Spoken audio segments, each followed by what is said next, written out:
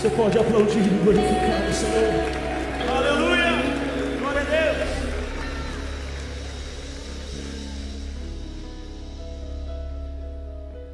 Aleluia! Vamos abrir nossa Bíblia, nossa viagem nos Salmos 126. Parabéns a todos. Já estamos nos aproximando do final do livro dos Salmos.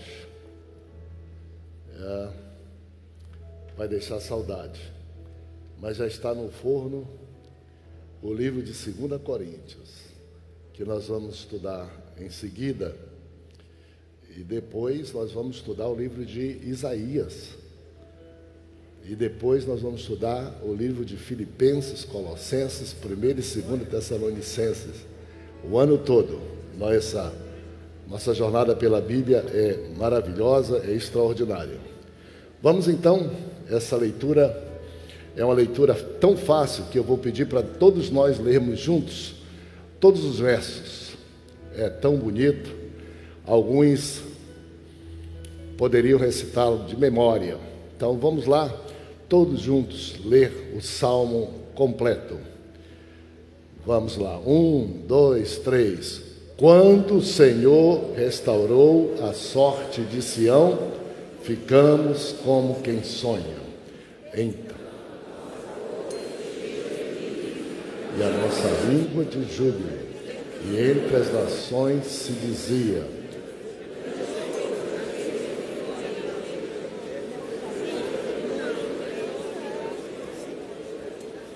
por isso estamos alegres. Restaura, Senhor, a nossa sorte, como as torrentes do Negueb. Os que com lágrimas semeiam, com júbilo ceifarão. Quem sai andando e chorando enquanto semeia, voltará com júbilo, trazendo consigo os seus molhos. Vamos aproveitar agora, fecha a Bíblia, e vamos ver se a gente consegue, vá do jeito que lhe vier o coração e a mente, recitar. Esse é um dos salmos mais recitados. Vamos ver se a gente consegue de memória. Se você não errar, não tem problema nenhum não, tá bom? A ordem, baixa um pouquinho só meu som aqui, que eu não gosto muito de eco. Mas vamos lá, é possível. Pode ficar com a Bíblia aberta para dar uma conferidazinha, uma colada aí, talvez para não atrapalhar vocês na ordem do salmo. Todos os versos são conhecidos, com toda certeza todos são de algum modo memorizados. Vamos lá então, 1, 2, 3. Quando o Senhor restaurou a sorte de Sião, ficamos como quem sonha. Então a nossa boca se encheu de riso, nossa língua de cântico, e entre as nações se diziam: grandes coisas fez o Senhor por eles. É verdade, grandes coisas fez o Senhor por nós, por isso estamos alegres. Restaura, Senhor, a nossa sorte, como as correntes do Negueb. Os que com lágrimas semeiam, com júbilo ceifarão. Quem sai andando e chorando enquanto semeia, voltará com alegria, trazendo consigo seus molhos ou os frutos. Tome assento aí, dê um aplauso para você mesmo. Você conseguiu? Você conseguiu. Antes que eu adentre diretamente a palavra do Senhor, duas coisinhas me cabe tocar nesse instante. Uma delas coloca aí essa página que eu mandei, apresentar para vocês um casal. Fiquem em pé, por favor. Cadê a minha caneta? Ah, está aqui. Se vocês observarem, toda vez que vocês abrem uma revista columnical, seja ela física ou eletrônica, porque nós temos para todo gosto, aqui, ó, vocês vão encontrar aqui, editoração e projeto gráfico, Ney Neves e Tarek Ferreira. E o Ney Neves é mais conhecido do que Feijão e Arroz aqui, sua esposa Renata também. Eles estão na Alemanha, dirigem uma igreja lá e continuam fazendo esse trabalho para a gente aqui das nossas revistas columnical, e hoje estão nos visitando de volta à casa deles. Eu quero que eles saibam que nós os amamos, oramos por vocês, vibramos com o êxito que estão tendo lá naquele país difícil, mas vencendo vocês, e quero receber vocês com um aplauso aqui na nossa querida igreja, a igreja de vocês. Bênção de Deus para todos vocês, né? É o único alemão escuro que eu conheço mais perto de mim aqui, né? Mas o cabelo ficou branco. Vai ficar muito mais tempo aqui, Ney? Não? Hã? Terça-feira, vai? Tá bom. Se vier no culto à noite, a gente vai te pegar, tá? E em segundo lugar, coloca o slide da missão de cidadania para mim. Vocês todos aqui sabem, e os que não sabem, é bom saberem. Nós temos na nossa igreja várias missões. Missão com crianças, missão com adolescentes, missão com jovens, missão com adultos, missão de construção de casa, missão humanitária. Nós temos missão contra a fome, que hoje, muitas missões. E entre estas missões, nós temos uma missão que nós chamamos de missão de cidadania. Assembleia de Deus em Belém, trabalhando e orando por Belém, pelo Pará e pelo Brasil melhor. Por uma Belém, por um Pará e pelo Brasil melhor. Nós não teremos muito tempo e nem pretendemos utilizar tanto esse tempo, como hoje eu acho que o penúltimo culto, ou quase que o último, que nós temos um público mais geral. Me cumpre como um pastor da igreja informar a vocês, ou lembrar, que a nossa igreja, ela é 10% da população de Belém. Ou seja, 10% da população de Belém fazem parte da Assembleia de Deus em Belém, desta igreja. Portanto, é um segmento muito significativo, 10%. E nós vivemos num regime político, democrático, representativo. Ou seja, aqui em Belém do Pará, tem uma Câmara Municipal com 35 vereadores. 35. Então, se você, que representa a população de Belém, 35.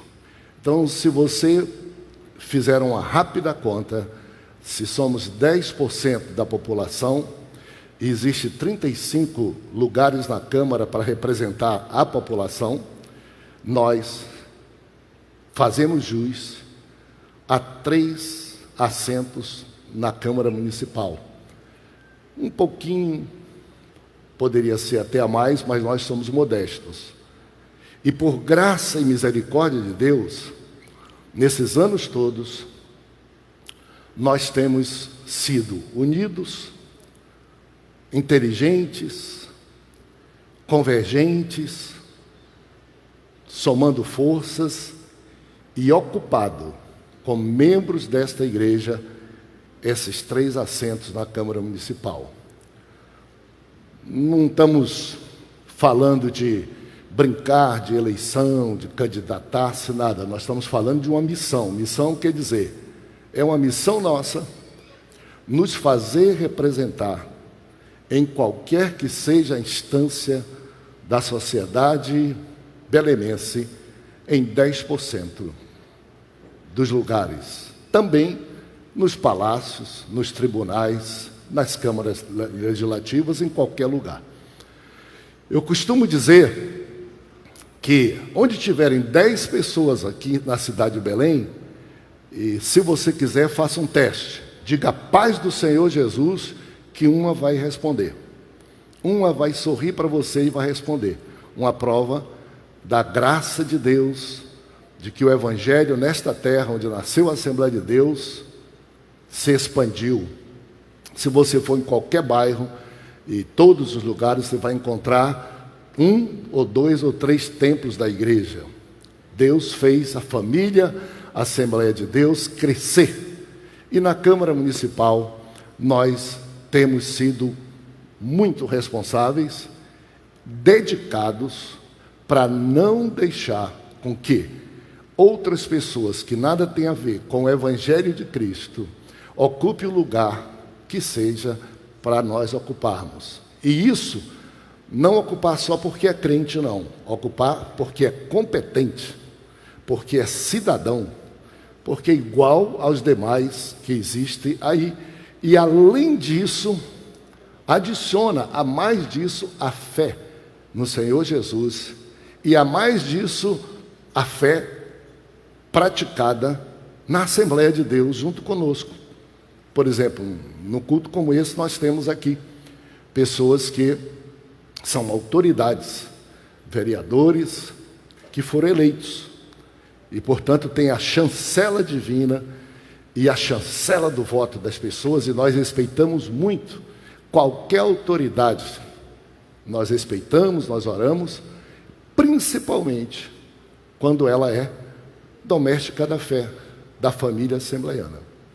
Então nós vamos agora ter um período, não é, de eleição, muitas movimentações de campanha, e eu gostaria de esclarecer aos meus amados irmãos que nós nunca brincamos em época de eleição, mas nós nos unimos e convergimos para ganhar 3 cadeiras que pertencem a essa igreja e ocupar com pessoas desta igreja. E graças a Deus, hoje eu estou aqui falando isso, não terei tantas oportunidades e nem farei questão de ter, a não ser para esclarecer que nós temos 3 vereadores que ocupam as 3 cadeiras da Assembleia de Deus, da Câmara Municipal, proporcionalmente pertencendo à Assembleia de Deus. Um deles se congrega aqui conosco, o outro é pastor lá na cremação, o outro se congrega lá na Marambaia. 3 vereadores que foram eleitos, desempenham o mandato, e que nós queremos orar por eles e queremos vê-los continuando, cumprir a missão que eles têm, missão de cidadania, coloca aqui, e que nós temos, porque nada melhor da gente poder somar forças para aquilo que traz o resultado, porque eleição não é para brincar, é para se tentar eleger, senão é uma brincadeira, realmente fica uma coisa muito complexa. Esclarecido a vocês, por favor, quem não tenha conhecimento disso, eu me coloco totalmente à disposição, tá? Perguntem com irmãos quem são, por respeito e cuidado com qualquer legislação que nós não queiramos ofender, nós não vamos citar os nomes aqui, mas são irmãos conhecidos, todos eles com mais de um mandato, com 2, 3 mandatos, ou seja, pessoas que têm merecida a permissão de Deus e a dedicação do voto. Claro que a gente, quando chega numa época dessa, a gente fica orando, trabalhando e conversando para dizer: Senhor, não deixa a gente perder posições, ajuda para que a gente mantenha as posições.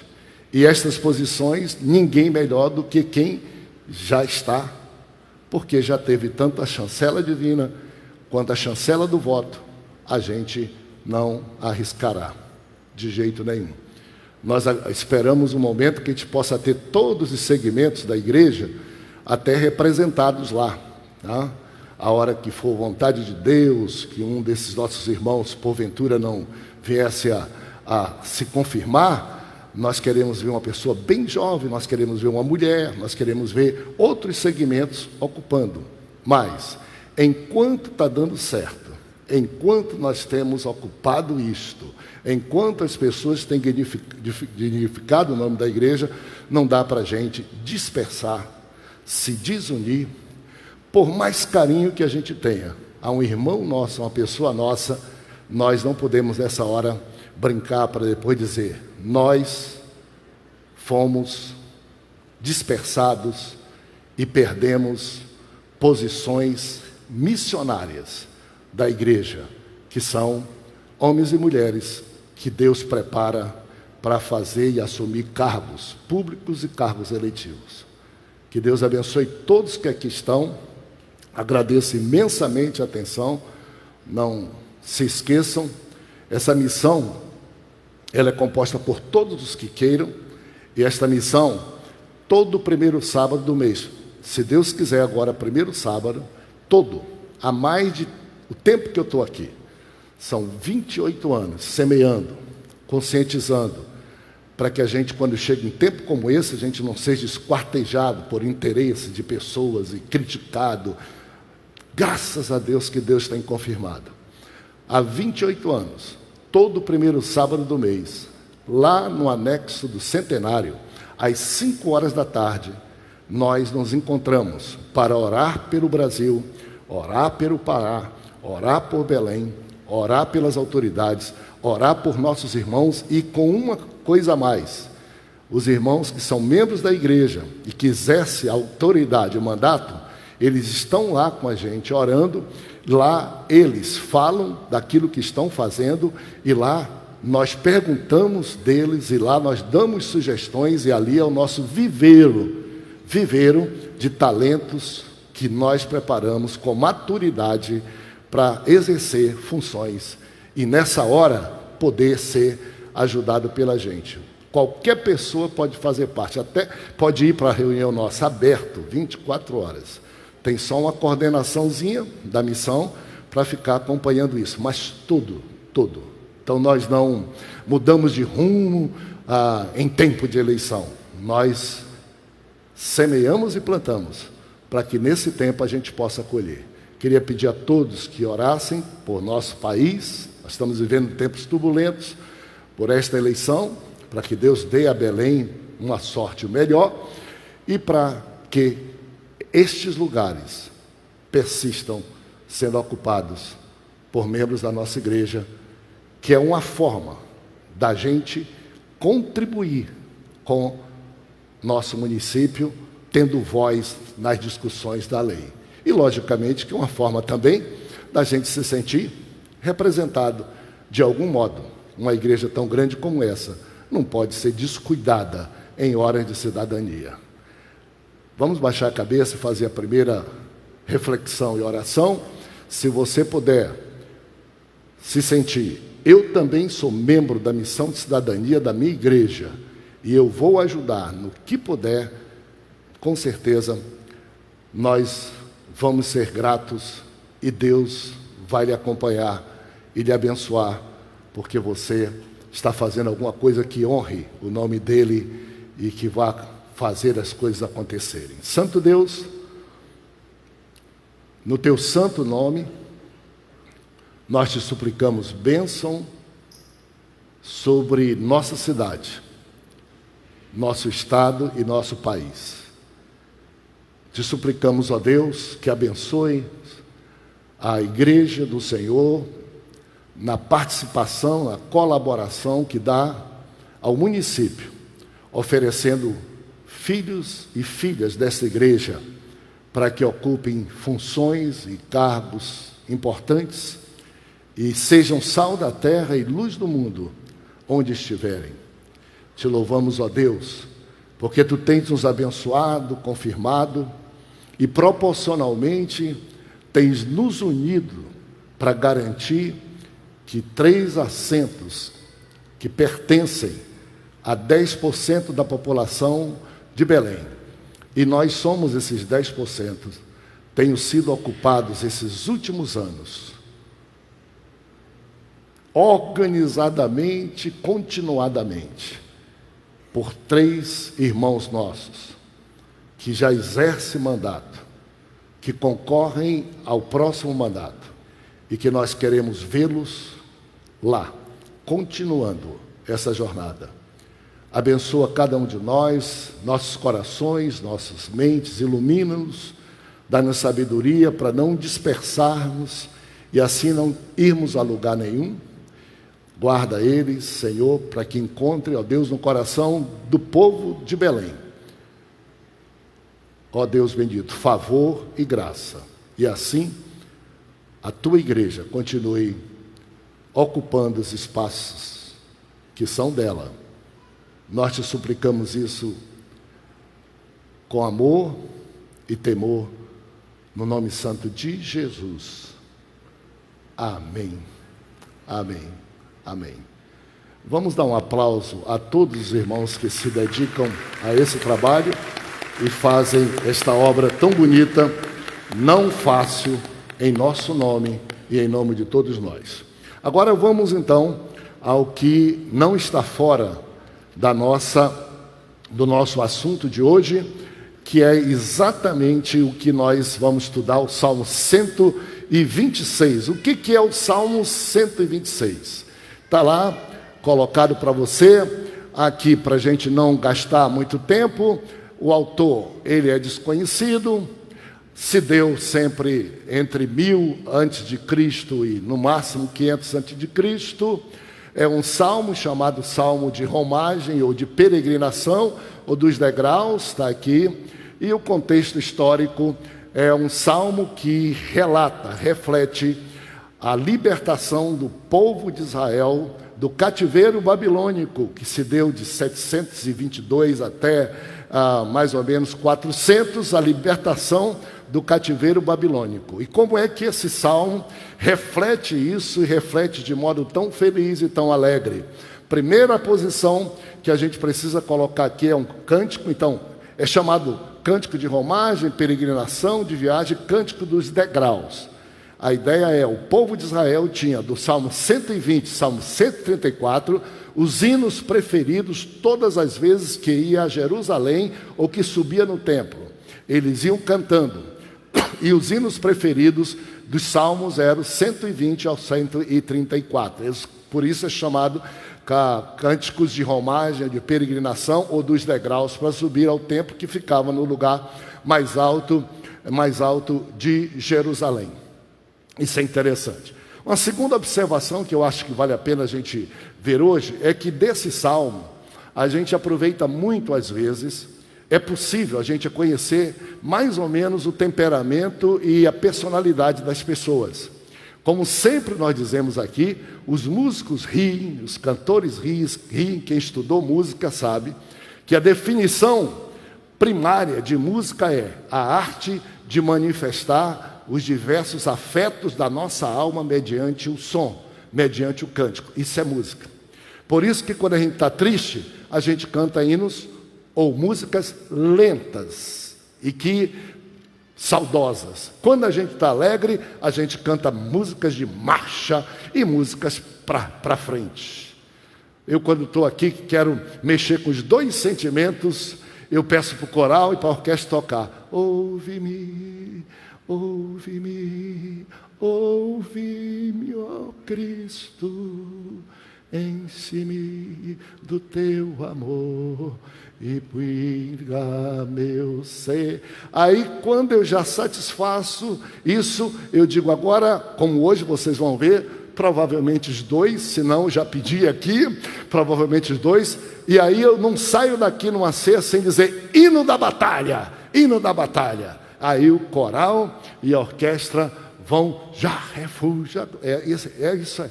Vencendo, vem Jesus, parará, parará, glória, glória, aleluia, glória, exatamente isso. O povo de Israel estava com os dois sentimentos e conseguiu colocar em um só salmo os dois sentimentos de uma vez só.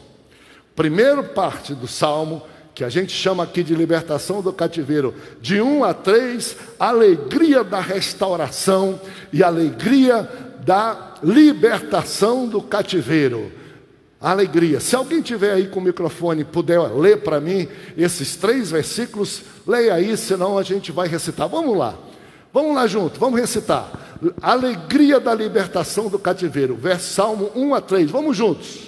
Quando o Senhor restaurou a sorte de Sião, ficamos como quem sonha. Então a nossa boca se encheu de cântico e a nossa língua de júbilo. E entre as nações se diziam, grandes coisas fez o Senhor por eles. E aí, na verdade, a gente confirma, grandes coisas fez o Senhor por nós. Olha só. Ele começou já celebrando a alegria da libertação do cativeiro. Isso aqui nós estamos falando de uma nação. A nação de Israel, e naquele tempo, não se resolvia nada de modo diplomático, não se respeitava a fronteira, não tinha a ONU, que não resolve muita coisa, mas alguma coisa pelo menos resolve para se conversar. Naquele tempo o mais forte saqueia o território do mais fraco, leva o povo todo cativo para uma terra desconhecida, traz um povo estranho, coloca na sua terra, explora a riqueza toda que existe ali e faz do povo que foi levado cativo escravo para trabalhar a preço baixo de comida, só pela comida. Lá era assim, olho por olho, dente por dente. Nós vivemos um país, num tempo ainda, mas um tempo de hoje ainda é mais civilizado. Talvez seja o que está acontecendo aí nas guerras, quando as pessoas querem tomar. Aqui no Brasil já aconteceu coisas semelhantes. Quiseram tomar o sul do Brasil. Por exemplo, eu não seria acreano se o Brasil não tivesse tido diplomacia e exército para lutar contra a Bolívia. Eu seria boliviano, porque o estado do Acre era uma parte de indecisa, onde muitas guerras existiram, lutas, e aí a diplomacia brasileira com a diplomacia boliviana, mas até hoje os nossos irmãos bolivianos reclamam um pouco de a gente ter ficado com Acre. Assim era, e assim foi com Israel. Israel, então, muitas vezes, quem não lembra da escravidão de Israel no Egito? 430 anos, meus irmãos. E eles saíram de lá por mão de Deus, porque exército ele não tinha, por força de Deus, a Páscoa que nós celebramos. Mas depois que eles saíram de lá, eles voltaram a desobedecer a Deus, triunfaram, tiveram reis abençoados, mas voltaram a desobedecer a Deus. E teria dois jeitos de Deus corrigi-los. Deus próprio poderia dizer, vou matá-los, o que não é atitude divina, geralmente. Quando você perceber que alguém diz assim, trouxe uma mensagem de Deus assim, você vai morrer, porque você está errado, sem lhe dar alternativa de arrependimento, não acredite que é de Deus. Não acredite que é de Deus. Porque Deus nos ama, sabe quem somos. A palavra dele diz que quem confessa pecado e deixa alcança misericórdia, que o sangue de Jesus nos purifica de todo pecado. Ele pode até nos ademoestar, ele pode até nos repreender, pode até mandar alguém trazer uma profecia para você. No máximo que dirá se você não se arrepender, você vai morrer. E quando isso acontece, não é que Deus vai lhe matar, você vai morrer como consequência das suas atitudes, porque Deus tirará a mão, o seu caminho será caminho de morte, como diz a Bíblia, caminho que aos homens parece caminho de vida, mas ao final é caminho de morte. Deus não mata, Deus retira a sua mão, o pecado, o diabo vem para matar, roubar e destruir. E aí o povo foi levado cativo pela Síria, depois pela Babilônia e depois pela Pérsia e pela Médio-Persa.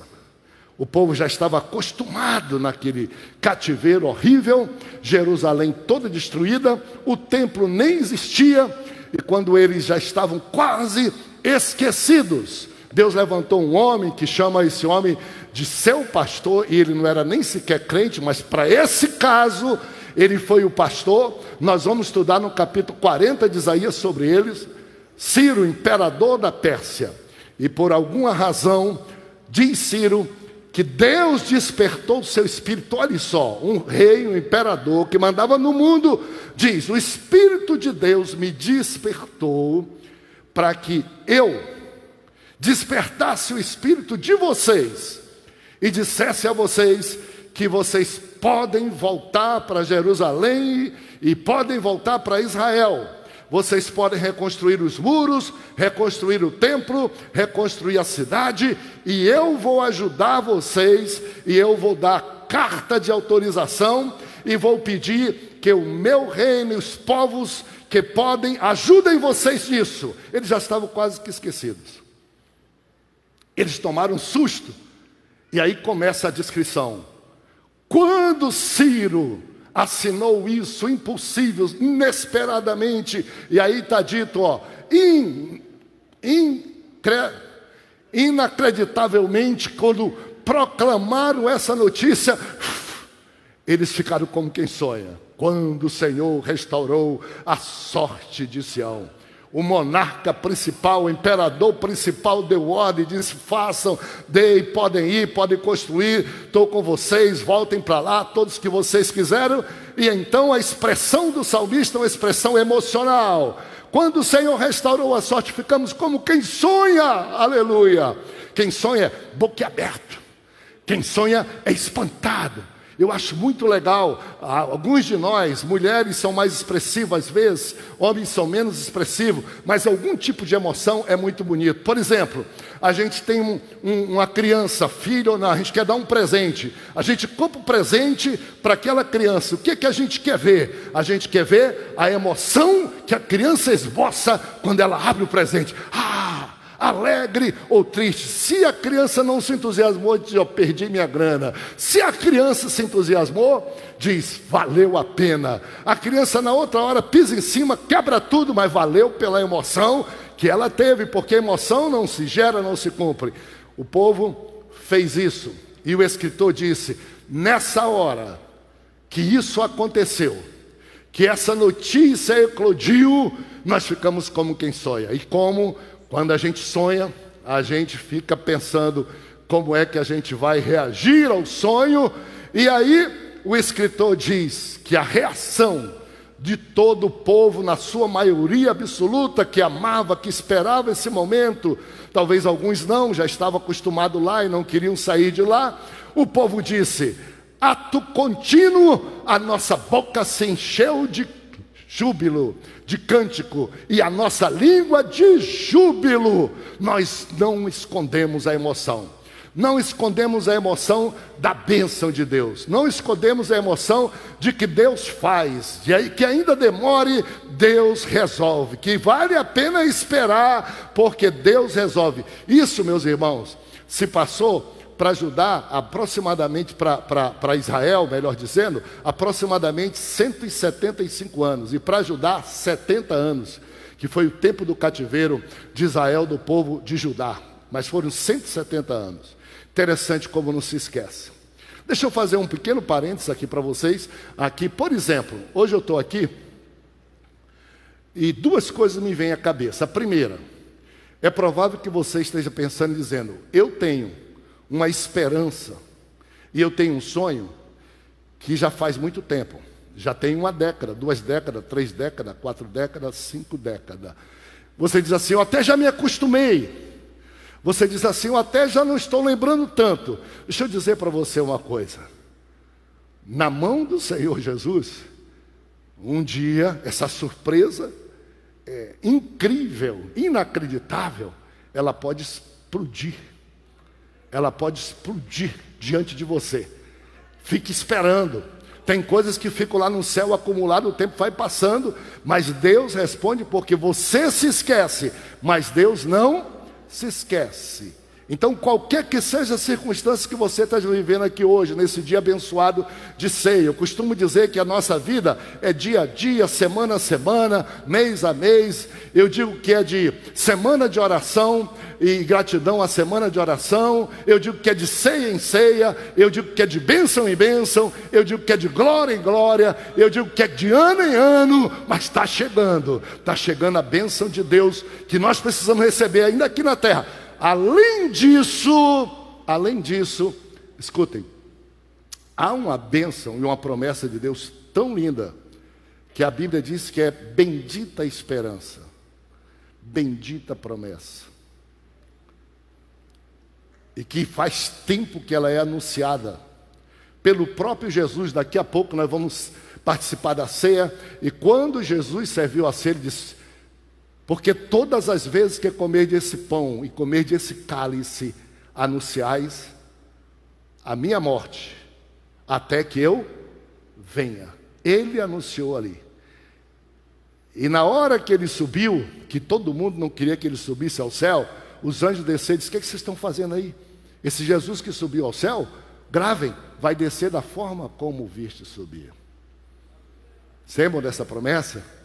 Essa promessa chama-se volta do Senhor Jesus, chama-se céu, a hora em que nada mais desta vida nos alcançará, Aqui vem a luta, a dor, a tristeza, as lágrimas, e todas elas a gente vence com ânimo, com graça e com a misericórdia do Senhor. Mas a Bíblia diz que nesse dia, o nosso corpo doentio se revestirá da incorruptibilidade, o que é mortal da imortalidade. Nós seremos transformados, levados para estar com o Senhor Jesus, onde não haverá mais morte, mais dor, mais problema, mais lágrima, mas absolutamente nada daquilo que tira a nossa alegria. E ainda vamos ter o direito de olhar para a morte que levou nossos antepassados e dizer assim: morte, cadê a tua vitória? Morte, cadê o teu poder de ferir? Tragada foi a morte pela vitória. Graças a Deus que nos dá a vitória por nosso Senhor Jesus Cristo. Por isso, amados irmãos, sejam firmes, constantes, sempre abundantes na obra do Senhor, sabendo que no Senhor vosso trabalho, vossa fé, vosso testemunho, vossa lágrima, vossa luta não é em vão. Dê um glória a Jesus bem para o seu coração. Diga para mim. Então, ânimo. Nesse momento, que lição nós temos? Tirado deste povo, demorou 173 anos, mas ele disse: houve um dia que o Senhor restaurou a sorte. E quando ele restaurou, foi uma surpresa. Mas nós ficamos como quem sonha. E nós reagimos com uma boca cheia de cântico, uma língua cheia de júbilo. E era tão grande o nosso cântico e tão grande o nosso júbilo, que os vizinhos que nos maltratavam e nos escravizavam pararam e disseram: grandes coisas fez e faz o Senhor por esse povo. E aí nós emendamos pela primeira vez a população do mundo naquela época, a população da Pérsia naquela época cantou um hino a Deus. Fez parte do coral da igreja, dizendo: grandes coisas fez o Senhor por eles. E a igreja, povo de Israel, ali arrematou: é verdade, grandes coisas fez o Senhor por nós, por isso estamos alegres. E a atmosfera do povo de Deus contagiou lá fora. E o povo de Deus naquela época já foi sal da terra e já foi luz do mundo, ainda que fosse pequeno e escravo. Será que está faltando a gente despertar nossa alma para um pouco de ânimo, não? Para um pouco de sonho? Para a gente estar dizendo assim, ainda que você esteja passando lutas, tribulações, dizendo assim: você não vai vencer? Você diz: mas eu estou sonhando. Um dia eu vou sonhar e esse sonho vai ser realidade. E quando ele for, eu vou prorromper, eu vou explodir em alegria, porque eu já vivo alegre, apesar desse calo no meu sapato. Mas eu vou explodir de alegria. E eu vou fazer, e eu vou ver que quem cerca em meu redor vai dizer assim: ó, essa daí, Deus faz grandes coisas com ela, não toca não. Essa daí, não mexe não com ela. Não mexe não com ela. Que coisa maravilhosa, né? É muito bom.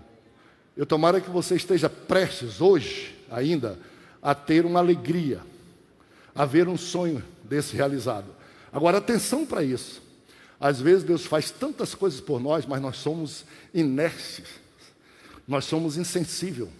Nós só pedimos de Deus que faça, e quando Deus faz, a gente fica cego, surdo e mudo. A gente não vê, a gente não fala, a gente não agradece. E aí, o que acontece?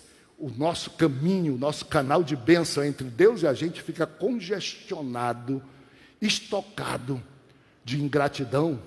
E ainda que Deus queira nos abençoar, Ele não pode, ou tem que demorar muito, porque Ele não vai abençoar gente ingrata, insensível. Talvez esse seja um dos maiores problemas que algumas pessoas perguntam: pastor, por que vocês dizem que só Jesus é o Salvador, só a Ele deve orar, só a Ele? Uma das coisas que eu mais me preocupo é essa: como é que Deus nos dá vida e a gente diz que foi Maria? Como é que Deus nos dá salvação, Jesus, perdão, e a gente diz que foi Joana, e a gente diz que foi aquele? Olha que ingratidão maluca. Se há uma ingratidão da gente não agradecer quem fez, pior do que ela é dizer quem fez foi este ou foi aquele mal endereçado. Quem dá a vida? Quem morreu na cruz por nós?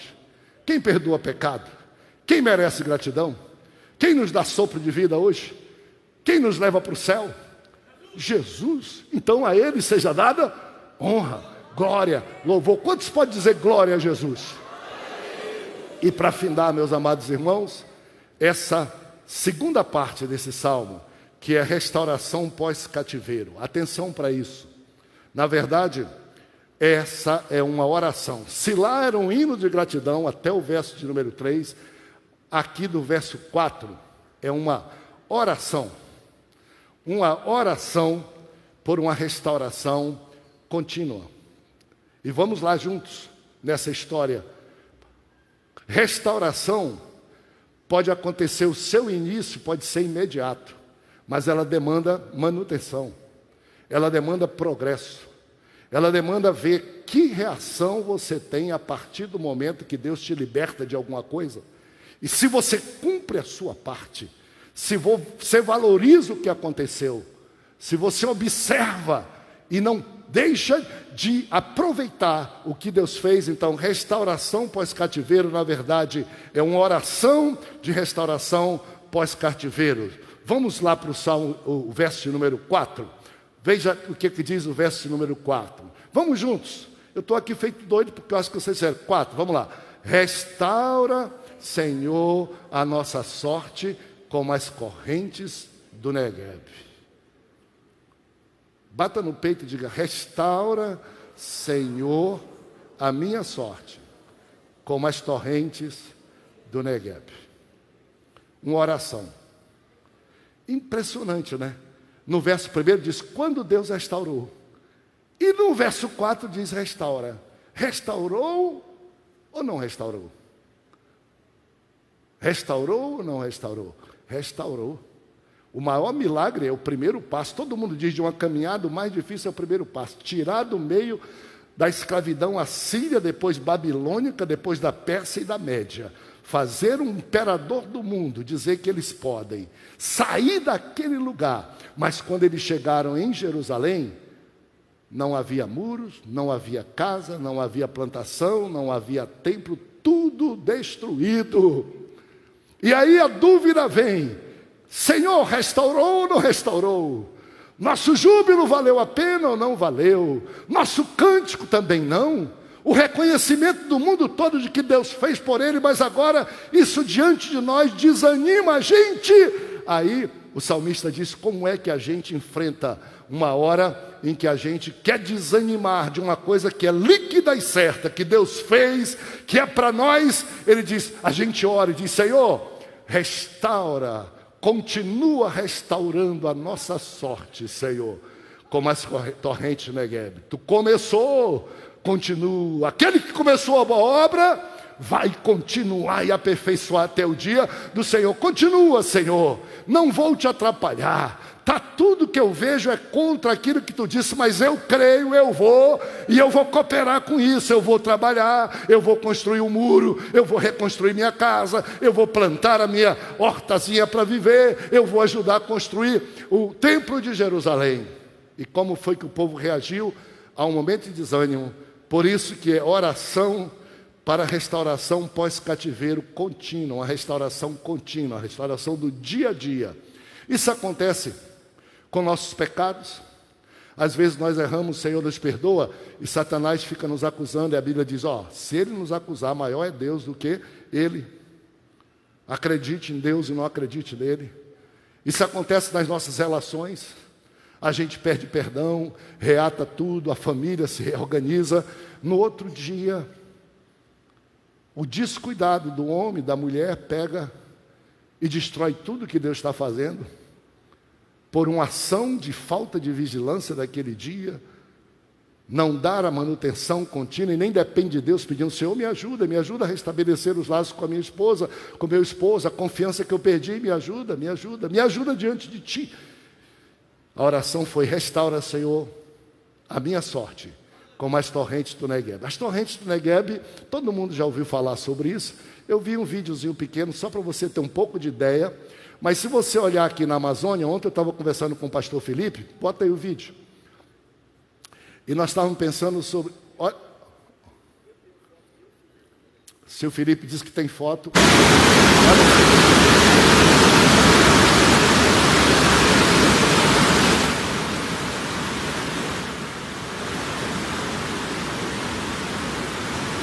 Tá bom, pode cortar, para a gente aproveitar bem o tempo hoje. Isso aqui, a maioria do tempo é terra seca, absolutamente seca.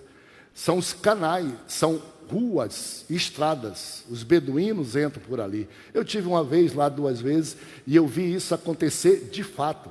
Você vai passando aqui numa autoestrada, e a polícia está lá e para todos os carros, porque a torrente de Negueb está descendo uma tromba d'água que veio porque choveu ou derreteu neve lá, e vai vir um verdadeiro dilúvio por esse caminho seco, que surpreende todo mundo, mas esse caminho que era seco, durante 4, 5 vezes só no ano. No final do ano, para março é que acontece isso.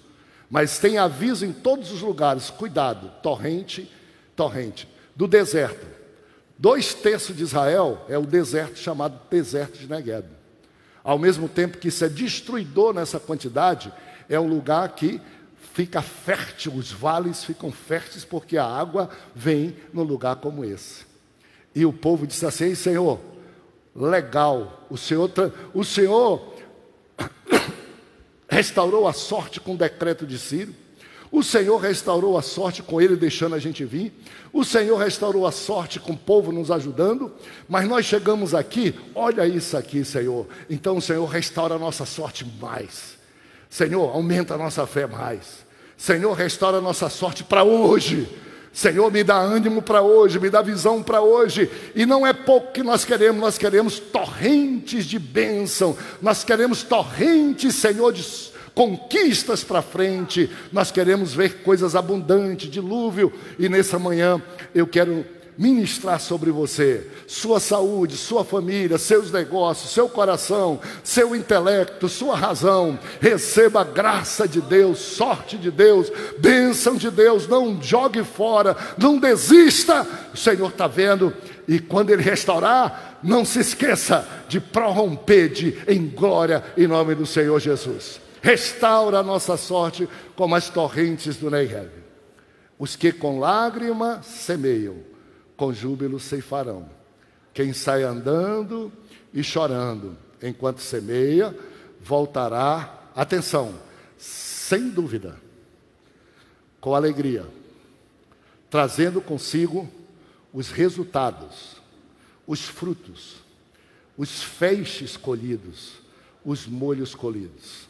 Há uma coisa muito interessante, fique em pé para nós findarmos, muito interessante, que eu gostaria só, eu já ouvi todos os professores aqui, quando eu não estou aqui, eu acompanho até porque se eu for ter que dar aula de escola dominical no Rio, vocês aqui vão na frente, eu ouço tudo, a Rebeca sabe. E há uma coisa muito interessante que nós precisamos fazer, é que desse salmo tão glorioso, esse salmo tão efusivo, esse salmo tão alegre, a gente às vezes é tão mórbido.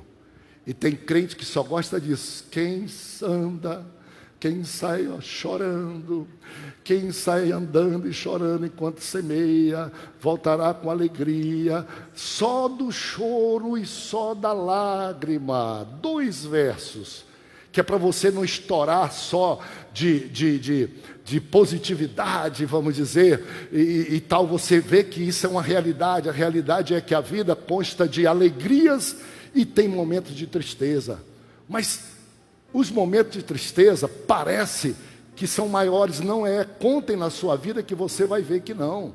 Quando você tem um momento de tristeza aos 20 anos, que você lembra, esse foi o meu momento pior, você já viveu 20 anos, meus amigos, para viver. Quando você tem um problema jovem, adolescente aos 12, você já viveu 12, pergunta da sua mamãe, do seu papai, a alegria de ver você correndo, você virando pirueta em casa, você tão feliz e se lembrando das coisas boas. Traga à sua mente o que lhe traz esperança, quando o Senhor restaurou. E quando vier o tempo que você vai caminhando e semeando, a semente chorando, ainda assim, isso não é para você ser totalmente derrotado, não. É para você lembrar que esta semente que lhe custou tanto, esta luta, este filho, esta esposa, esse sonho que lhe custou tanto, vai lhe trazer alegria como a torrente do Negueb. Porque quem semeia, colhe. Escute só, a Bíblia diz que aquilo que o homem plantar, isso ceifará. A Bíblia diz, quem muito semeia, muito colhe. A Bíblia diz que Deus dá semente a quem semeia, e semente para sementeira para quem semeia. O que é que o Senhor está dizendo? Semeie. Semeie. A Bíblia diz, semeia o teu pão sobre as águas. Semeia, semeia. De manhã, à tarde e à noite. Porque tu não sabe se esse ou aquele prosperará. Semeia teu pão sobre as águas, porque no devido tempo você vai colher. Nos alegremos disso. E as horas de tristeza não nos deve fazer desmaiar. De jeito nenhum. Eu quero orar com você. Deus te abençoe muito. Se nessa manhã tem alguém aqui que quer receber Jesus como Salvador, eu já vou descer para o meu lugar. Eu quero te dar um abraço aqui embaixo e fazer essa última oração. Uma oração por você que precisa restaurar a sua sorte e seu sonho. Você que está pensando que vai desistir, que vai se matar, que você é de cá, vai para o inferno, eu quero dizer, restaura a tua sorte, dá a tua vida a Jesus, vem aqui à frente, Jesus vai te salvar. Eu quero te dar um abraço, o primeiro abraço. Alguém que esteja distante do Senhor, fraco, desanimado, quer reanimar, quer ver as torrentes do Negueb, quer ver a graça, retornar a alegria, participar da ceia cheio de cântico. Hoje eu quero orar contigo para você recuperar esse gosto, restaurar o gosto da tua salvação e a alegria da tua salvação. E quem aqui tiver com problema insanável, com um problema que não sabe como resolver, olhe, já passou 10 anos, é pouco ainda, está chegando a hora. Diga comigo, levante a mão para o céu, assim, diga, está chegando a hora, o meu sonho vai se cumprir, eu vou cantar, eu vou jubilar, as pessoas vão ver, e eu vou continuar semeando. Glória a Deus. Vamos orar. Já mais pessoas vindo à frente. Venha no nome do Senhor. Deus te guarde, Deus te abençoe. Pode vir, Jesus é contigo. Que coisa maravilhosa poder lhe abraçar. Lugar seu, lugar de Deus. Se há mais alguém, pode vir, eu vou orar. Onde você estiver, em casa, nesse hospital, nessa prisão, onde você estiver, nesse barco, aí nessa selva, nesse rio, nesse grande arranha-céu, nesse condomínio de luxo, nessa solidão terrível, hoje sonhe e leia e pronuncie esse salmo para a sua vida vai mudar, aleluia. Santo Deus, aqui está uma vida preciosa, que rompeu com a multidão, veio aqui nesta manhã, na tua casa, Senhor. Que todos, o Senhor, os sonhos, que toda, Senhor, a graça tua descanse nesta vida sobre ele, faça morada, Senhor. Perdoa todos os seus pecados, Senhor. Limpa-o, ó Deus. Enche da alegria, do gozo do céu. E que todos os que o conhecem digam, o Senhor fez grandes coisas por ele.